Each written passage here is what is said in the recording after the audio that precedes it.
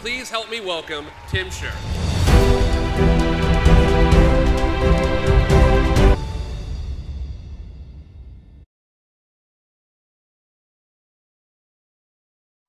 All right. Welcome, everybody. Thanks for joining us on the show today. So we have an awesome guest. I'm really excited to have David with us. So let me give you the quick rundown on David Lantz. So he's a political strategist and a published author who has a passion for equipping ministry leaders with effective tools for identifying and following their unique kingdom mission from God. I love it. We have a guy who's going to help us figure out what our mission from God is. That's awesome. David also serves as an adjunct professor of business management and economics for the University of Phoenix and teaches at several other Indiana colleges as well. He's all over the place. And so he's at Ivy Tech and Indiana Wesleyan University and a bunch others.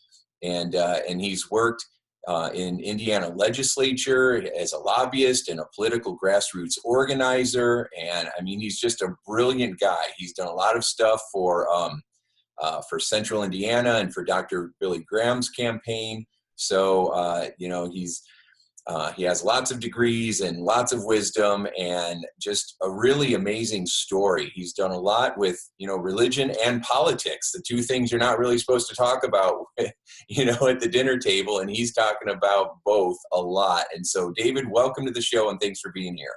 Well, thank you. You're such a nice guy to say all of that. I'm reminded of a friend of mine who gave a speech once, and the speech was, "If you're so smart, why aren't we rich?" So just keep that in mind. That's a question most people are probably asking themselves. That's right. Aren't I supposed to be retired on an island already? Yeah, no. Well, and the answer is because then we might give up, right? When we have our mission, we have our passion, we have the ways that we contribute. And if we suddenly felt like we had everything we ever wanted, maybe we wouldn't be as hungry for it. And so, Exactly. that's his plan. And we got to make sure that we're working his plan and not just our own. That's absolutely correct. Yes. Yeah. So, all right. So give us a short synopsis, right? I mean, you're teaching, you're educating, you've been in politics, now you're working with ministry leaders. So people are like, wow, that's a lot. It's kind of all over the place. So give me a little.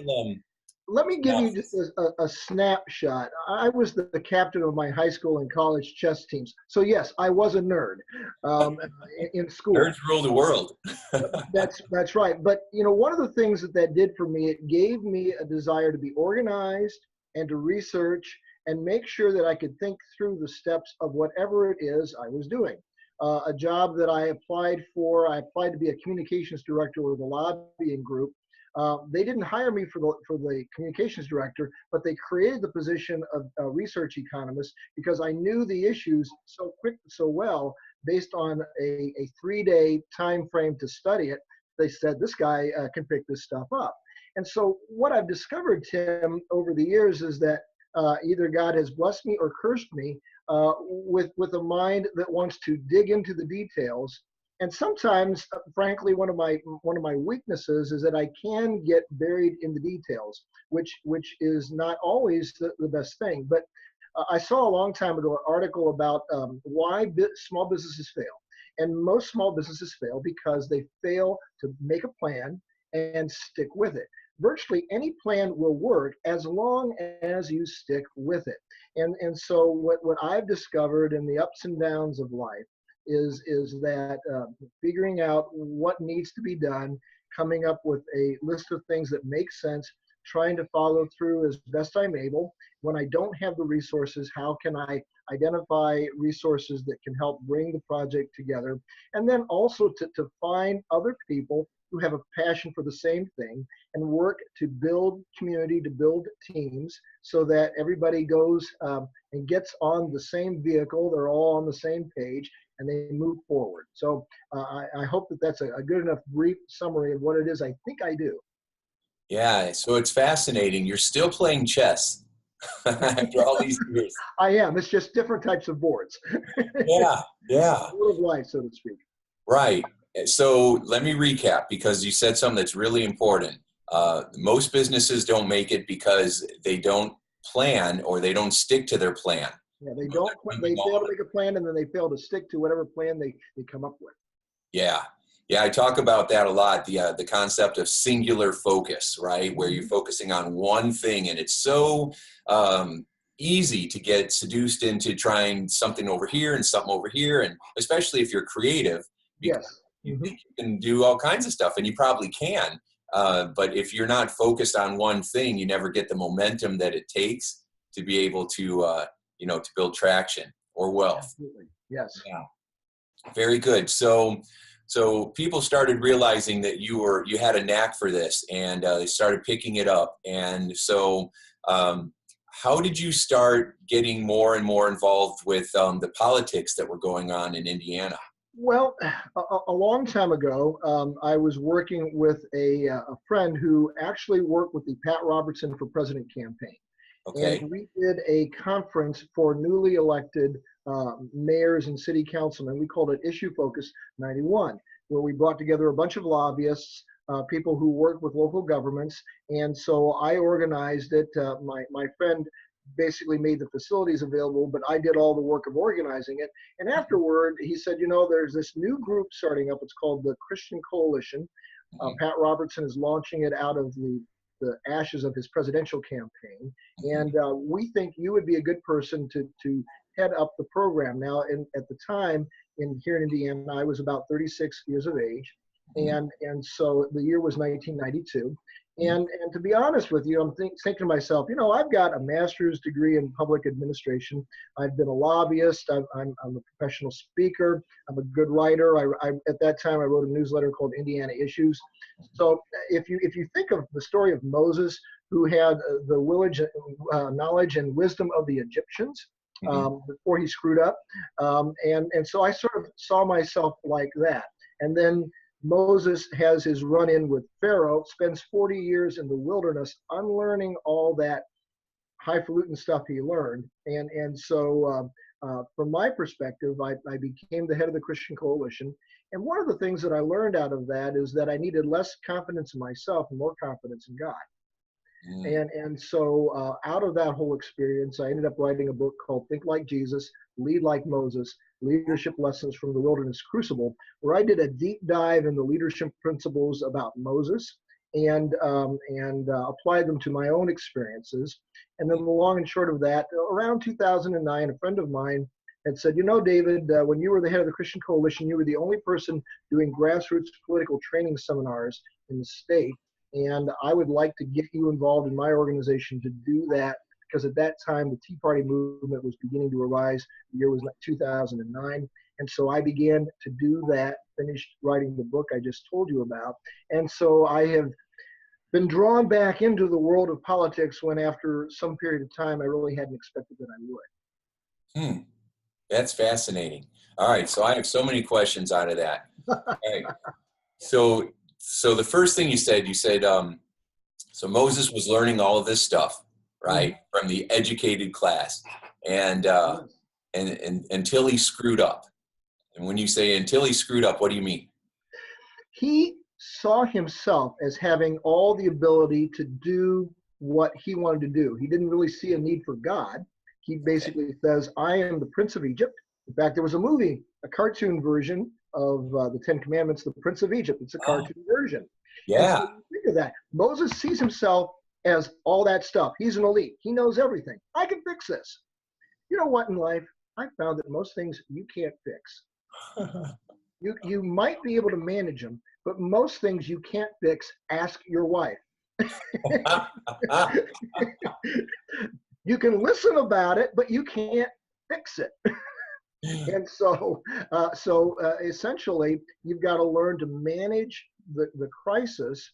There are some things we can improve, but by ourselves, we can accomplish nothing. And so one of the things that I've learned in life is that you've got to learn how to work with other people who have a common interest and find what they're passionate about.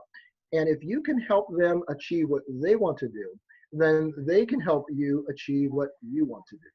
Mm-hmm. That is a sound psychological principle that we talk about over and over and over in this show, about being others focused, right? And really, instead of what can I get, what can I give? Yes. Showing up with value, because, the more value you bring, the more valuable you become. Mm-hmm. And truly, that law of reciprocity, when you are out there wanting to serve somebody else, wanting to understand their perspective, wanting to understand, seek first to understand, then be understood, it creates stronger relationships, and people want to support you back, just like you said. Yes. So, okay. So I think that's and to add to that, I'm sure many of your viewers are familiar with Napoleon Hill's book, Think and Grow Rich. Mhm. And a key principle that I weave into the Think Like Jesus, Lead Like Moses is what Napoleon Hill refers to as the power of cooperative effort. Mhm. And so many times people who see themselves as visionary leaders are long on the vision and short on the implementation. Mhm. Yeah. Partly because they're the kind of individuals that do really good with book knowledge and public speaking, public persona, but not really good with one-on-one relationship building, which is Mhm. also key if you're going to bring people along in the community and the team that you're trying to build. I have found that a lot being on the road as a motivational speaker. A lot of guys will show up, or women will show up, they get on stage, and then they run right back to their hotel room and they don't talk to anybody. Really? Or they run right back to their plane and they take off again. Now, sometimes it's because they've got a tight schedule, but a lot of times they hide from the crowd. Yes. Where I always go in and, I'll go to the pub down in the restaurant, or, the restaurant pub down in the hotel the night before, and just kind of hang out with the participants, because it helps me, one, connect with them a little bit more so I can fine tune my message. But also it creates greater rapport, so that when I'm on the stage and I'm calling them out, or waving to them or something like that, it creates a stronger connection. Well, And in fact, I have, on as many times as I have a chance to do so, if I'm going to be the speaker at an event and they're serving some sort of meal, especially if it's on disposable plates and stuff, I will literally get up and I will go around the room and I will clear tables. Usually nobody knows I'm the speaker at that point in time. They just think, hey, there's a nice guy. I'll give him my stuff. Here, take more of this. And sometimes I have a conversation with a few people while I'm doing that. And then I get up and speak. And I literally have I've listened to people say, he's the guy that cleared my table. And so that's a really good way of building a connection with people. that's incredible. I mean, that is really servant leadership, the best kind, because you're letting them, excuse me, I'm all choked up. You're letting them, I have so many thoughts in my mind. You're letting them see it in action. Yes. I was talking to a teacher the other day, and she said, if you want your kids to read, don't yell at them about reading books. Let them see you reading your own books. Mm-hmm. If they see you reading books, they're going to read more books naturally. So that's a beautiful example. And, how many people would humble themselves enough to go and do something like that? I think that's fantastic. Yeah, it's really great. So now how do we shift so that you want to, you're leading like Moses, but you're going to think like Jesus. So where does it shift for people? Well, one of the things that we've tended to lose in this society is a familiarity with the Bible, or if you're of another faith, it's perhaps the case that you're not as familiar with whatever faith you follow in terms of the scriptures that you follow. I'm a Christian, so for me, it's understanding what Jesus has to say about things. And so one of the things I think is important is to be somewhat, at least as familiar as one can with that, because you truly see, even if you just think Jesus is a man, and I think he's the Son of God, but even if you see him as only the Son of Man, you've got to see this guy as the best servant leader that ever lived. I mean, how many people are going to die for you, right?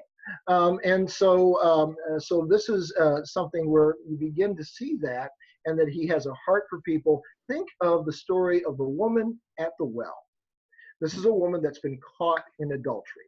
The Pharisees bring the lady to Jesus. Now, the Levitical law says that you bring both the man and the woman. They only bring the woman. So immediately, something's wrong here with regard to how the elites are enforcing the law. Jesus is writing in the dust. There is a passage in the book of Jeremiah where those names who are not in the book of life are written in the dust. In other words, if you're not a follower of God, your names are written in the dust. Jesus is writing in the dust. And so scholars have made the connection between what he does with the woman caught in adultery and that passage in Jeremiah.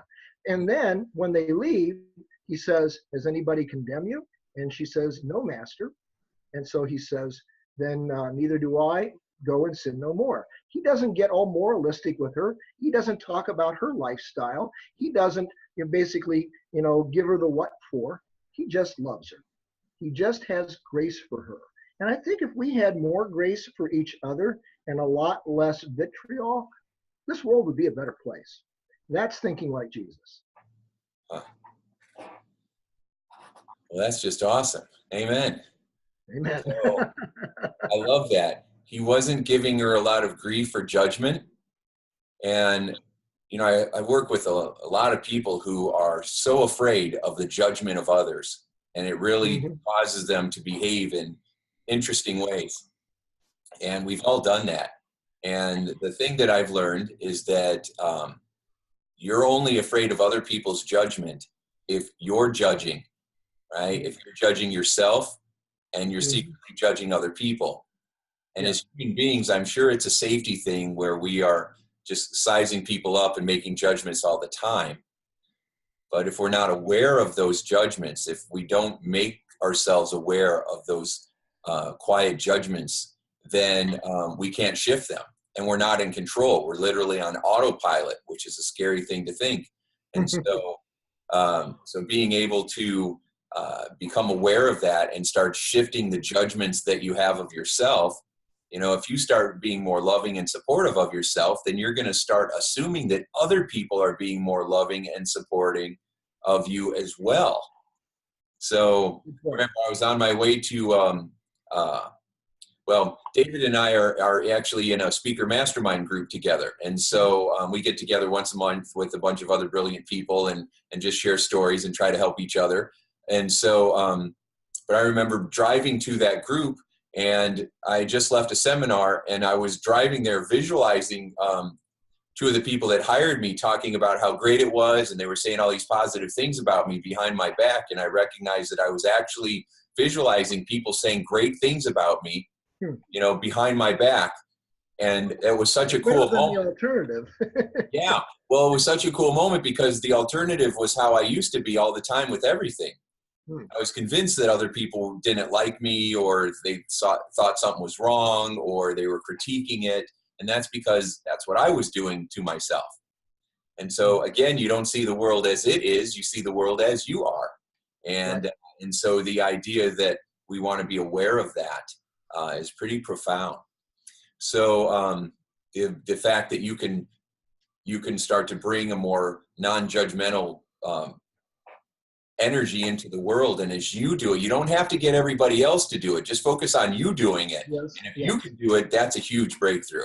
And we all have our prejudices and our biases. I mean, nobody gets away from those, and sometimes it's good to have those so that you kind of guard yourself. But at the last meeting, you and I don't know each other that well, but you said, David, I think I could help you with some things. And my thought was, well, that's good. I'm open to that sort of thing. And I thought later on how bold it was to take a risk to even offer to do that to me. We don't know each other. And a lot of times people might say, why do I need help from you? I hardly know you. But so both of us were taking a risk, so to speak, to be open about that, as opposed to closed-minded and judgmental about whatever. And so, and I had no idea it was going to lead to doing this podcast with you. And it's a great thing. Oh, yeah. Yeah. Yeah, absolutely. I often talk to people about how important it is to hang out with people that you don't quite think like, because it gives you a different perspective. And then it just gives you more, it adds to the knowledge pool. And, you were so smart and scholarly. And I thought, well, that's probably the opposite of me. I'm going to hang out with this guy. and it ended up being a beautiful thing, right? I've always. You might end up playing chess. That's right. That's right. So I was so fascinated by our conversation. That's why I invited you onto the show. because I think that you have some really great messages for everybody that's watching this or listening to it. So, all right. So that, and I know that some of your students has even become like congressmen, right? Yes, one gentleman by the name of David McIntosh was running for Congress back in 1994. He came to one of the leadership schools we were putting on, and you'll like this, and this is actually where the name of the book comes. We would teach you to run like Lincoln, think like Jesus, lead like Moses, and fight like David. And so that was the Christian Coalition moniker for the leadership school. We were going to teach about grassroots politics, how to run for office, but with a biblical mindset in terms of servant leadership and things of that nature. David McIntosh came. There were about 60 people that came to that. Out of that seminar, many of those people became county coordinators for him in the district here in the state of Indiana in which he ran. He won the Republican primary by only 225 votes. Wow. In a race of 4 people. And I saw him recently. He is the executive director of the Club for Growth. If any of your people are into Republican politics, this is a major organization located in Washington, D.C. that raises money for conservative candidates for Congress and Senate. But I've also worked with several people who went on to be staff people for members of Congress, as well as working in the governor of Indiana's office, and so forth. So, and then there are people that went on and did other things. I have a good friend by the name of Maurice, who now lives in Georgia, and he launched the Draft Herman Cain Facebook page in 2012, and then also went on to launch a similar Facebook Draft Ben Carson for President Facebook page. And so got involved in both of those campaigns, but he came out of the leadership seminars that I taught back in the 90s. That's fascinating. So are there some business strategies or insights for someone who could grow their business based on the grassroots stuff that you have put Sure. together? Let's think about this. Let's say you're a business, and back when I was selling phone systems, I wrote a book called Buying Technology, Understanding What You Need and Why You Need It. And 2 questions that I recommend that every business answer is, what business am I truly in, and why do customers buy from me? So think of Arby's. It's a slightly higher class fast food restaurant than some. And so I spent a lot of time, I looked at their mission statement in one point in time, and read that their goal was to provide the customer with a dining experience that they would enjoy. And so they were not in the fast food business, they were in the customer ambiance business of providing an ambiance, a very clean store with flowers, nice lighting, nice colors, and just creating a slight step above of, say, pardon me, but White Castle. Mm-hmm. Okay. And so now thinking about that then, if you think about Facebook, and so one of the things that Facebook makes possible is if you go into the background, the details of their stuff, you can identify various target markets for whatever product or service you are selling. First, you have to understand what it is you sell and why people buy from you. Once you do that, you can identify target markets within Facebook in terms of their ad sales thing. You don't have to complete the ad. You don't have to create an ad. You don't have to buy an ad. But you can walk through the various groups that you identify that might be potential customers of you. You might be able to narrow down within a given zip code even where they exist, how many in this zip code versus that zip code, and then be able to work with that. If you have a library card and you're with the Library of Marion County Library, you can look up a database called Reference USA. And so if anybody's listening now, be sure to write down Reference USA. They keep about 15 or so million businesses, and they will give you background information on all the principals within the company. And if you're talking to a company that's a branch office near you, it will allow you to identify the the main corporate headquarters, wherever it is, and then from there backtrack to find all the branches. So if you're a salesperson selling to enterprise types of businesses, an enterprise business is a business with multiple locations. Reference USA is a tool that you can use. And if you're a library holder in the county of Marion, which is the city where which is the county where Indianapolis, Indiana is located, you can access that all for free. Beautiful. I have one of the things that I've done, and you and I have talked about this, is I've created a bunch of online courses on entrepreneurship. And one of the courses is servant salesmanship. And I've got a section in that course where one can learn how to use these various reference tools I've just told you about. Nice. How can people find that? What's the link? What they do, well, two things. If you just simply Google Complexity Simplified and my last name, Lantz, you can find that, or it's learn.generationselfemployed.com. Learn.generationselfemployed.com. Very good. And I'll make sure that link is on the on our website as well at timshurr.com/podcasts. So, okay. Well, that's really good. So, so if you had to go back or if you had the opportunity to go back and tell the little boy that you once were, maybe the 10-year-old David, you give him some life advice based on all these years of all the experience that you've had. What's something that you would tell him that might help him feel a little bit better? Well, you and I talked about this, and I shared that, at the age of 9, yes, planning ahead, at the age of 9, I'm sitting there thinking one day, and it dawns on me, someday I'm going to grow up, I'm going to get married, I'm going to have a family, and I'm going to be responsible for that. Holy cow, what am I supposed to do? I don't know how to do that at the age of 9. And when I got to be 22 and I was getting ready to get married, I thought, I really don't know how to do this. And then, I was graduating with my master's degree. And we were expecting our first child. And so the day I took my last final was the day my wife's water broke. And she had left a Post-it note on the bathroom mirror in our mobile home down at Bloomington, Indiana, where I went to school at IU. And on it was Philippians 4, 5, and 6, which says, "Be anxious for nothing, but in all things, through prayer and supplication, let your requests be made known to God. And the peace of God, which transpires all issues, will guard your hearts and your minds in Christ Jesus." And so trust in the Lord, relax a little bit, take a deep breath. It'll all work out. Don't think you have to plan everything.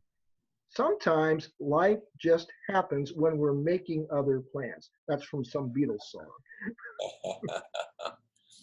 So let's talk about that a little bit more, because I think that's great. It's a beautiful passage. So when you talk about feeling like you don't have to do everything or figure it all out or know what to do next, a lot of people, they just don't know what to do next.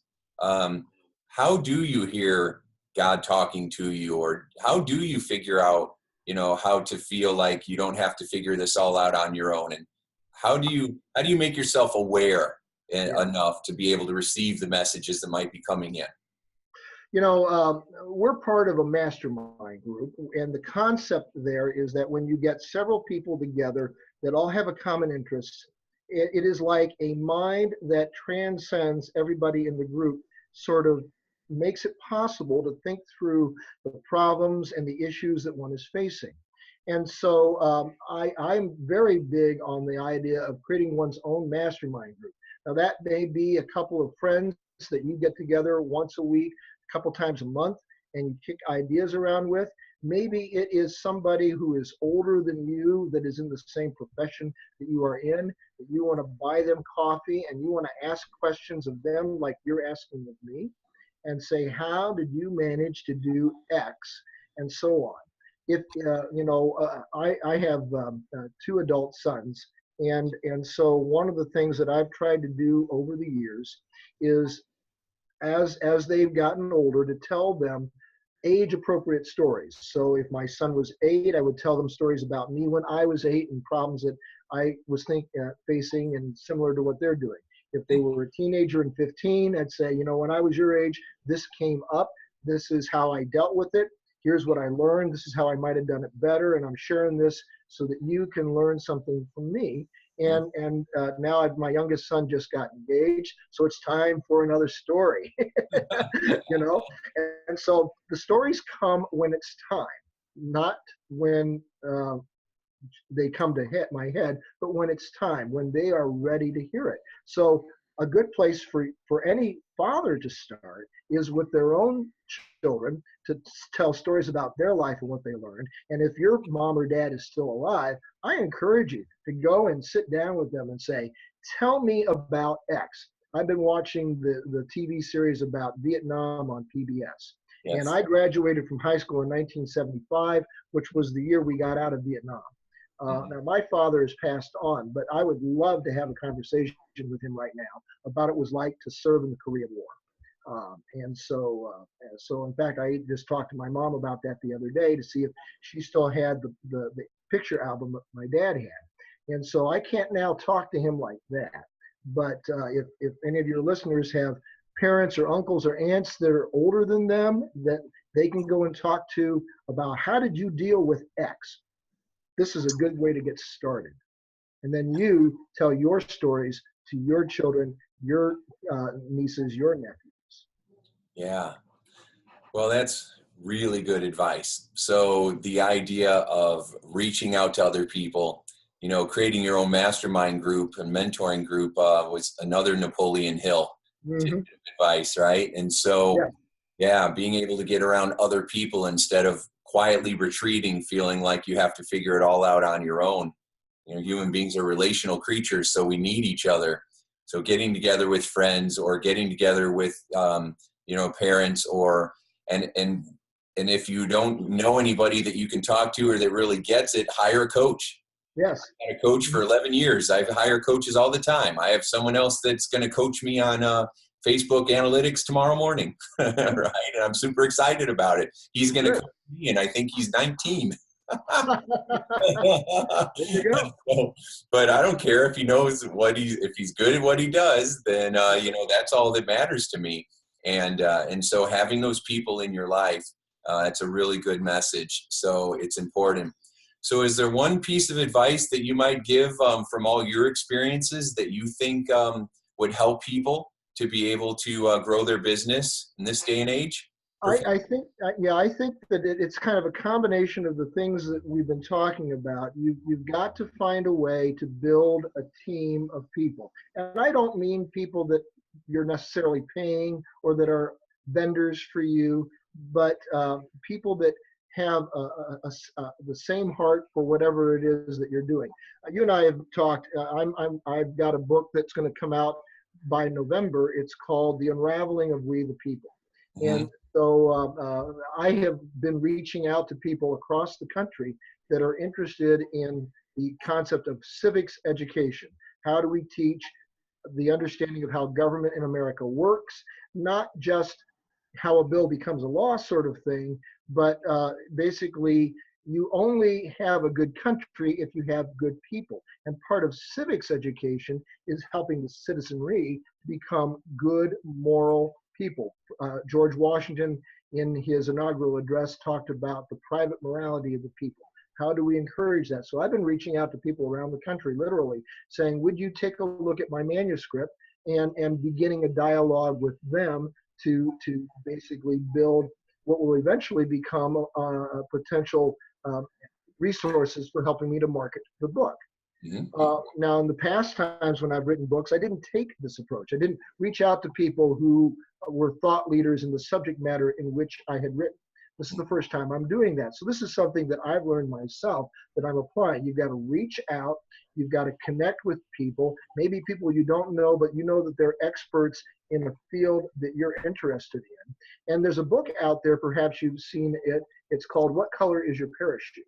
And that particular book encourages you to do information interviews with people to find out if I'm looking to get into a career of X, and you're already in that career, what advice can you give me as somebody who's just starting out? And oh, by the way, who else can I go and talk to about this next? You're not interviewing for a job. You're truly interviewing about what's it like to be in this career. But oh, by the way, I'm building a network of people that I can later on connect with, who I may be able to help them, or may maybe be able to help me. I should not expect that they will help me, but perhaps they might, or perhaps I can help them.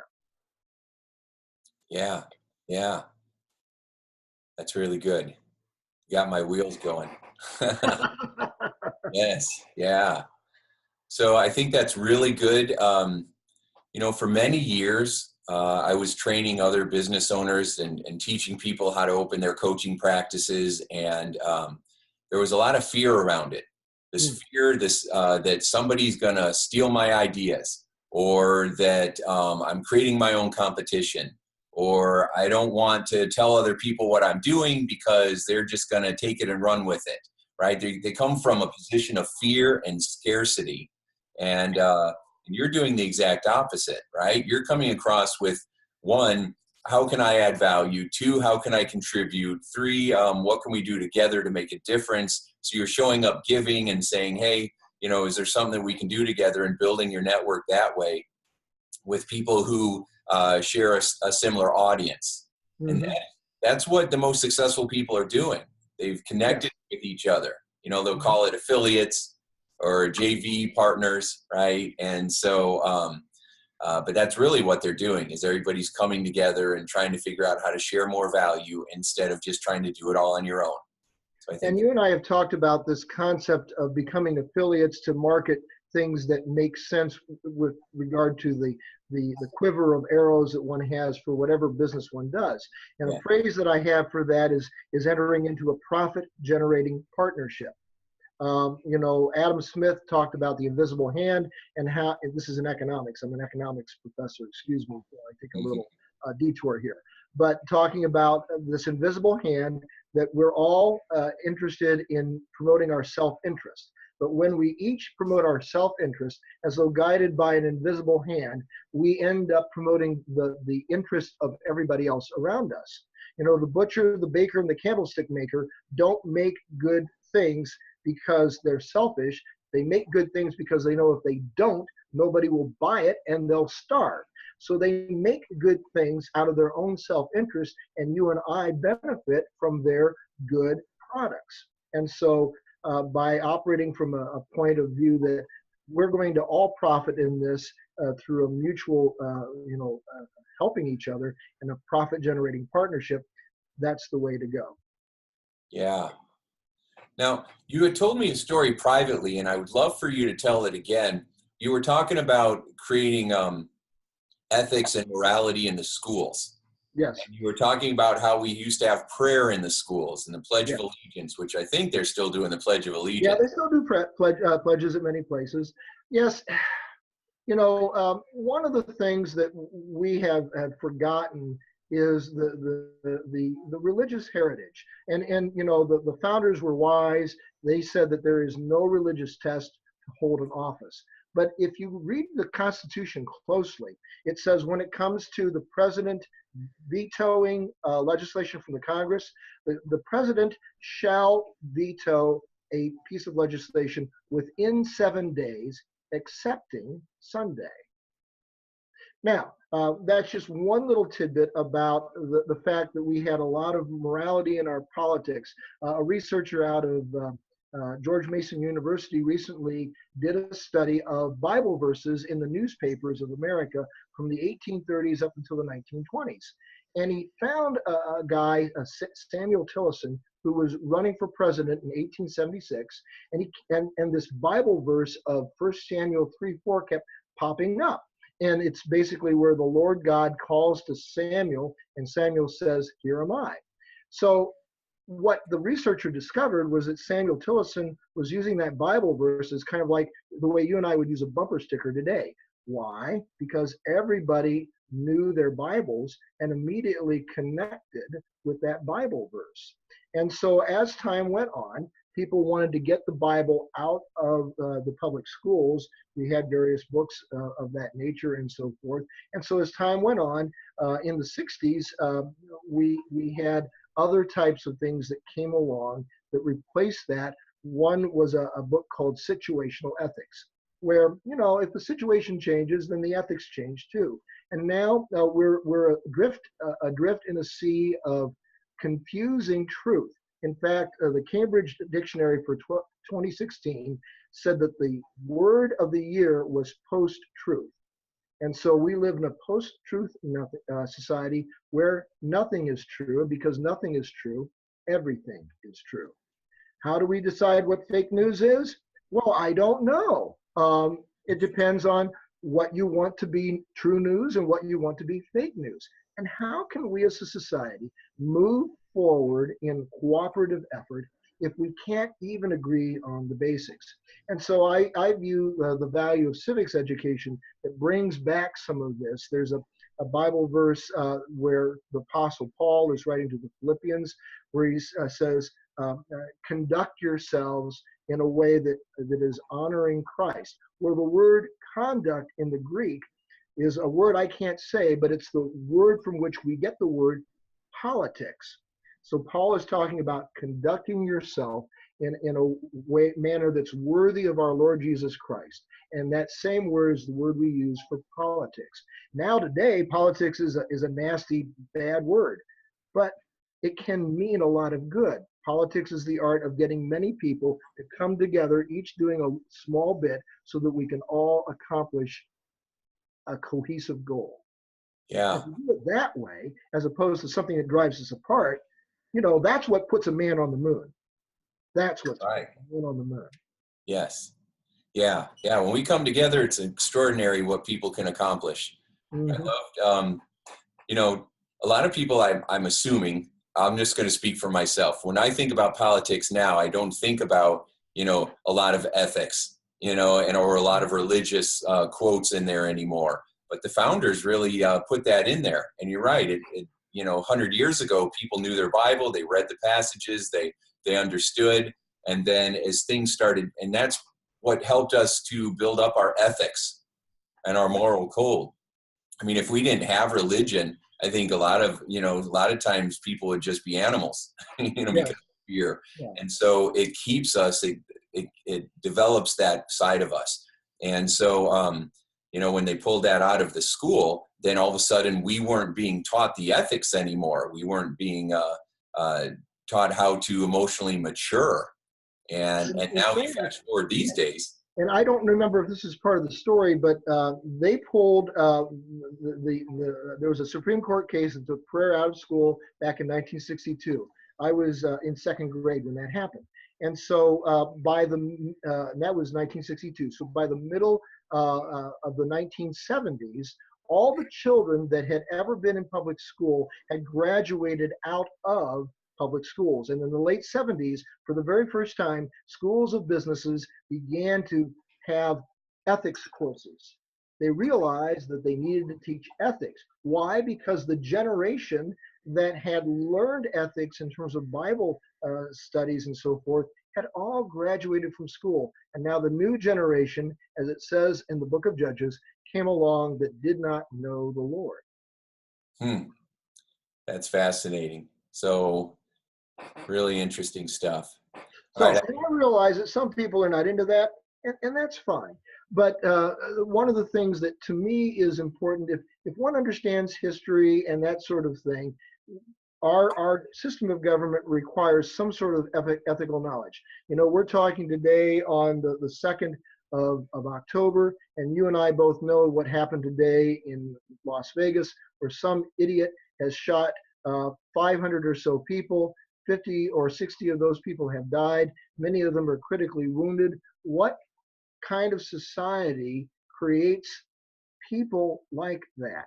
Now, did they exist? Did those kinds of people exist in the past? I'm sure they did.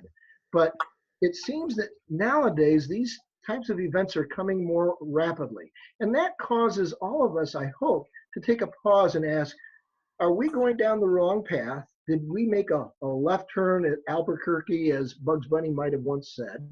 Or, can we get back on the right road? So that's my thought for today with regard to the tragedy that is unfolding out in Las Vegas. Yeah, it's a horrible thing. And, our culture, our pop culture is a reflection of what's going on inside of us. So there was a movie, it's called American Assassin. And it starts out with people being on a beach and people, this couple in love. And then these people showing up with machine guns and just shooting everybody, just opening fire and just shooting everybody. Right. And so, which is just like out of the blue. And what it is it's a shock. It's shock and awe. Right. But it puts messages into people's minds that are unstable. And then the very next day I'm watching it unfold live, and so we need ethics, whether you're into the religious, dogma or not. We still need ethics because we need to be able to continue promoting love and what's right and how to treat each other. Because I spent a lot of time in the corporate world, and I'm basically just hanging out with groups of people, teaching them how to be more loving of themselves and loving of other people. Right? Assume the best in themselves and assume the best in others, and that's usually not what's going on. Most people are usually frustrated. They have low expectations of each other's. They assume other people are not doing the right thing, and then it causes them to behave that way. And or they're so insecure they're not communicating honestly what they really need, or they're blaming everybody else. And so so much of it is just that emotional maturity piece of it, and the soft skills. But it's the soft skills that take you the farthest.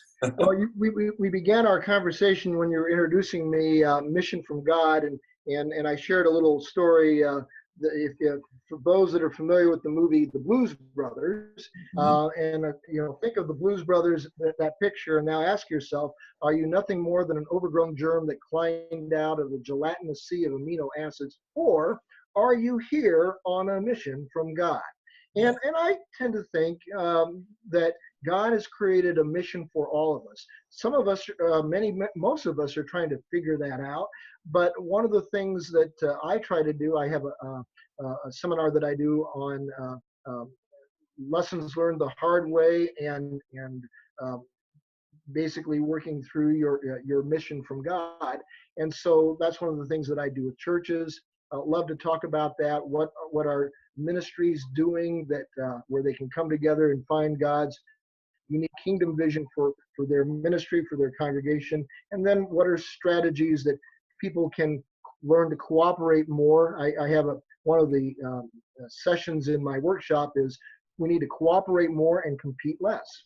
Because, even in churches, think of the typical church. They may have, a sports ministry, a youth ministry, a children's ministry. Well, they're all competing for the same volunteers, because usually churches only have a certain number of volunteers that are willing to be involved, and they compete for those individuals. They compete for dollars. They compete for space. And so one of the things that sometimes even in a church you can have that competitive thing, as opposed to how can ministries come together and cooperate and basically build the kingdom there within their own congregation with the ministries they have, or even not necessarily a church. Maybe it is some not-for-profit ministry that has various attributes. So that's one of the things that I like to do, because we all have a mission from God. It's basically figuring that out, and then how can we find others with whom we can partner to accomplish what God has called us to do. I love that. Any thoughts on how people can figure out what their mission from God might be? Well, I think reading the Bible, but then talking to people. You and I had a great conversation. You did something amazing for me. You listened to me, and then you said, here's what you do, David. And you were much better explaining to me what I do than I was explaining to you what I do. And so sometimes we need to listen to other people. God speaks to us through the insights that other people can have for us. And so again, it goes back to that mastermind concept. How do we bring people together that have similar interests, where we can help them and they can certainly help us? And that helps to refine our mission from God, and that word that you used earlier in our conversation, develop focus. Yeah, beautiful. All right, two more questions. So is there one mistake that you made that it would be good to share with others for, what not to do? I ask a lot of times what to do, but people also learn a lot from the mistakes that we've made. So is there anything in particular, a mistake that you've made that... Well, I told you early on that I'm really good at planning things out, or at least I have been over the years. And so I decided that I wanted to create a government affairs consulting business, and I created a newsletter called Indiana Issues, which was all about policy issues. I'm a policy wonk back in the late 1980s. And so I spent a lot of time figuring out the cost, the break-even point, how many subscribers did I have to have. I did all that accounting stuff that you need to do. What I forgot to do was to figure out what the market was. What I forgot to do was to go out and say, who really is going to buy this? And certainly people did subscribe, but not nearly the quantity of folks that I thought that I was going to need to have. So I did a very poor job of market research, marketing, and positioning myself. Another person came out, actually a friend of mine from graduate school, came out with a similar newsletter, but his was not about public policies that the legislature was dealing with. His was more about kind of like the insider politics in Indiana. In fact, it's called Legislative Insights. Indiana Legislative Insights, where he was saying this politician is doing that, or this political group is doing that. It's basically like the various Entertainment Tonight types of things, only about politics, and everybody was into that. Yeah. Well, he understood the market better than I did. That's one of the lessons that I learned from all of that. Yeah. I always think about the waiter mentality. You got to serve what people want to eat. Mm-hmm. And so it's much easier to sell something to somebody if they already want to buy it. That's so correct. You have a thought on how you fine tune that market? How do you find out what people want? Yeah, there are always people that are out there that are interested in what you want, and that kind of goes back to this time around writing the book that I'm writing, The Unraveling of We the People, reaching out and identifying those groups that might have an interest in this, and then saying, a lot of these groups are nonprofit groups that might be able to, in fundraising, it's good to have a thank you gift. I'd like, if you give me $25 for my organization, then I will send you this book. And so a marketing strategy for me, at least, is to identify those groups that might have a need for a low-cost thank you gift. And then they would basically purchase X number from me, and then they would make it available to their donors. And that allows me, at least in the early stages, to bootstrap the expense of it. Because the one thing if you've ever written a book, one thing you don't want to do is have boxes of unsold books someplace in a closet. Yes, I have some of those right now. Yeah. All right, that's good advice. All right, last question for you. So what's the best bit of advice you've ever been given? You mentioned the thing about reading to people, not telling people to read, but reading. And so a sixth grade teacher, Miss Fletcher. So this is one of those secret, who's your favorite teacher? For me, it was Miss Fletcher in sixth grade. She read books to us. She had us act out Shakespearean plays. I was Cassius in Caesar. We did Julius Caesar for the entire school. We also did Romeo and Juliet, and I was Romeo. Nice. But the one thing that I always remembered that she said to me was, she said, David, don't ever lose your smile. Don't ever lose your laugh. And I'm not sure what she saw in me, but she must have seen a kid who could easily laugh and have a good time, I guess, in spite of my nerdiness, in spite of even back then studying chess. And at one point in time, I wanted to read every single article in the World Book Encyclopedia, because I was driven to read everything in my encyclopedias that we had in my house. So I was that kind of a nerdy person. But she evidently saw something in me that through all the nerdiness, there was a smile and a laugh. And so I try to remind myself of that every once in a while. Because, you know, in life, things can get you down. And so it's good to say, you know, God's going to be good. So let's just move on and get with the program and get to work. Yeah. Yeah. That's beautiful. Good for her for saying something like that. There's, you know, a lot of people that I've met through the years, of course, in my therapy line of work, where they never had that experience of somebody saying something like that to them. And the advice I always give is, if you don't have somebody that you can go back and think about that said that to you, you be the person to start the chain. You go say something like that to somebody else. Yeah. Right? Go give it. If you want it, give it first, and then you'll start to get it. And so I think that's great to be able to help people feel good about themselves and just care about themselves, of the fact that somebody can say you matter, right? And if you're not hearing that a lot, hang around with other people and start telling other people that they matter. And the more you share that with them, the more you will really start to feel it yourself. Absolutely. So, all right. So David, how can people get a hold of the books that you've written before, like Think Like Jesus, Lead Like Moses, or the new one coming up, The Unraveling of We the People? How can they best get a hold of these materials again? Well, I've got a sign-up sheet so that people can basically they can sign up for The Unraveling of We the People. When it comes out, I'll give them a 25% discount, and that's www.theunraveling.us. Theunraveling.us. And so if people go to my website at wisejargon.com, everything about me is there. I've got courses on a variety of things, including courses that I've created, but I've also got some courses out there that I mentioned that affiliate program that I have chosen to make available to people. Because one of the other things that I see that's important is lots of people have a message. Lots of people would like to learn how to do podcasting. I've got a link to a podcasting course on my website. Lots of people would like to learn how to do a blog. I've got one of those. I even have one by a guy who talks about coaching, mentoring other people in the church.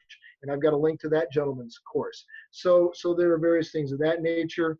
And one last little thing, we're doing this on Zoom, but I have learned how to use Facebook Live. I know that you've done that too, but I've taken it to what I'll call the next level. I've put those into a blog post.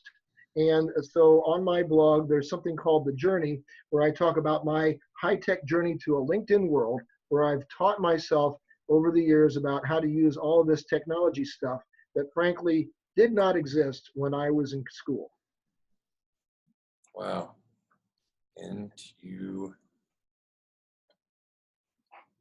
That's a great bit of advice. So one of my favorite things about doing these podcasts is you just get so many awesome ideas. And that was a really good one, where you know, it's all about multi-purposing and, you know, your information. So you can take one thing like shoot a video. So with the Zoom, we have the video here. We can put that on YouTube. Then we can strip the audio from that and turn that into a podcast and put it into, you know, Libsyn or wherever we want to put iTunes. And then we can also take the transcript of this. There's a place called rev.com that'll transcribe it, right? Transcribe it. And then you can even put the caption on your video.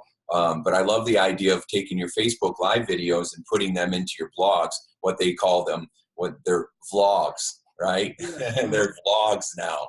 And I think that's exciting too. So brilliant. David, well done. Thank you so much. This has been fascinating. What a ride through religion and politics and economics and values and then building your business and then working with churches. I mean, it's quite a ride today with all the different. Tim, I've had a lot of fun talking to you. Thank you so much for taking the time to speak with me.